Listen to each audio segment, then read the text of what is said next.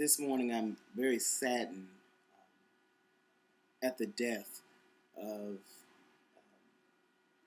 a legendary, world-renowned author, one who has contributed something so meaningful to the world. And I'm saddened by many reasons. I'm referring to the death of Lynn Harris. Lynn Harris was a man who worked for IBM as an executive or something up there. And he was a gay man. I think at the time he was on the low, or he was something of that nature. He wasn't open to the world, maybe open in his own community. And he wrote a book called Invisible Life, and he couldn't get it published, and he was selling it out of his trunk, the trunk of his car. And would go to beauty shops, beauty salons, and sell it to straight women, because it was about the whole down low phenomenon, the down low brothers, men on the down low, straight men having sex with other men. And at that time in 1994, it hadn't been heard of. This is before J.L. King came out with On the Down Low in 2004. It was 10 years before the world ever heard of it. And because of the way that Lynn Harris wrote, it was automatically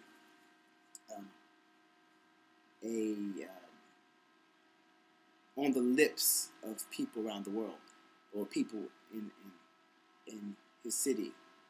And as people began to hear about the book and read the book, it got very popular, and it got published. And so from that Invisible Life, he has written 11 books, 10 of them New York Times bestseller.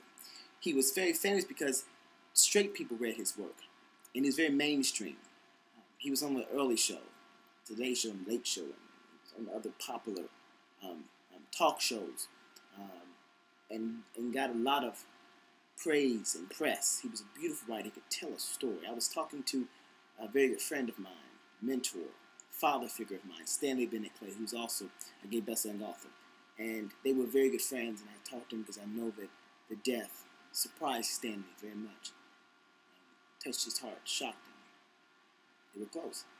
And Stanley said that Lynn was a great story. He could tell a story. He could tell a story like you've never heard it told before.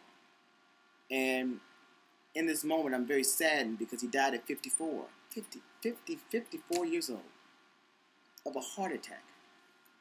54 years old of a heart attack. And that saddens me. 4 weeks ago, Michael Jackson died of other heart-related illnesses or heart-related issues. And I know that even in this even happening, me loving his work, I say a little prayer. All the books that he wrote, oh wow, I can just go name them, 11 of them. And him being such a brilliant individual, probably one of the greatest writers of my generation, of my age group, because of course you have people like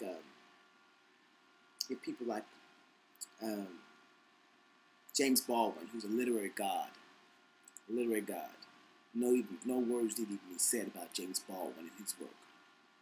And of course, you have Langston Hughes and other. There's plenty of African American gay writers, male and female, who are brilliant. But in this 21st century, in this century of this age, in time, Lynn Harris stood alone. He was brilliant.